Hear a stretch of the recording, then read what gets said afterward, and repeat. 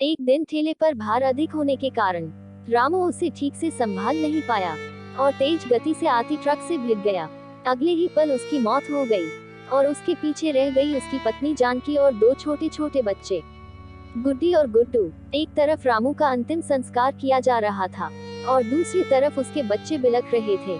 नहीं इसलिए नहीं कि पापा मर गए थे, वे तो भूख से बिलख रहे थे। उन्होंने कई दिनों से पेट भर खाना नहीं खाया था और आज तो मुंह में एक निवाला भी नहीं गया था, सो भूख से रोए जा रहे थे। माँ माँ कुछ खाने को दो ना, माँ बड़ी भूख लगी है, माँ कुछ दो ना। कोई पत्थर दिल भी इस दृश्य को देखकर पसीज जाता। पड़ोसियों को भी दया आ गई, अगल बगल से खाना आ गया। बड़े दिनों बाद आज गुड्डी और गुड्डू पेट भर के खाना खा रहे थे। अजीब विरोधाभास था, एक तरफ लोग रामू की मौत पर दुख व्यक्त कर रहे थे, वहीं दूसरी तरफ उसके अपने बच्चे बड़े चाव से भोजन कर रहे थे। जानकी ने अगले कुछ दिन इसी तरह से उधार लेकर और इधर उधर से मांग कर अपना और बच्चों का पेट पाला, लेकिन ये कब तक चलता। लोगों ने मदद करना बंद कर दी। जानकी पागलों की तरह काम खोजने लगी, लेकिन तमाम कोशिशों के बावजूद भी किसी ने उसे काम नहीं दिया। जब थक हार कर घर लौटी तो बच्चे उम्मीद से उसकी तरफ देखने लगे। गुड्डू तुतलाती आवाज में बोला, क्या लाए हो माँ, जल्दी से खिला दो, बड़ी भूख लगी है। माँ रो पड़ी और बच्चे समझ गए कि माँ के पास कुछ भी नहीं है।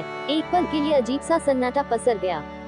फिर गुड्डी बोली, माँ ये गुड्डू कब मरेगा, पागल हो गई है, ऐसा क्यों बोल रही है। माँ ने डांटते हुए बोला, माँ जब पापा मरे थे तो उस दिन हम लोगों को पेट भर खाना मिला था, गुड्डू मरेगा तो फिर खाना आएगा ना। गुड्डी की बातें सुनकर माँ की आंखें फटी की फटी रही गईं। उसके पास गुड्डी की बात को कोई जवाब ना था।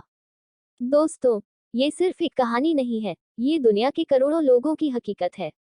इस पर गौर कीजिए, जिस खाने को हम थाली में ऐसे ही छोड़ देते हैं, उसकी कीमत को समझिए। बचपन से हमें अन्न का आदर करना सिखाया जाता है, लेकिन चूंकि हमने कभी असल भूख नहीं देखी होती, इसलिए हम उसका आदर करना नहीं सीखते। एक दिन बस एक दिन भूखा रहकर देखिए और आप करोड़ों लोगों का दर्द समझ जाएंगे। चलिए हम प्रण करें कि हम कभी भी अन्न का अपमान नहीं करेंगे, हम कभी भी खाना बर्बाद नहीं करेंगे, हम कभी भी होटल जाकर दो लोगों के बीच चार लोगों का खाना नहीं मंगाएंगे। चलिए अन्न को बचाएं और उसे ऐसे लोगों तक पहुंचाने का प्रयास करें जिन्हें इनकी सचमुच जरूरत है।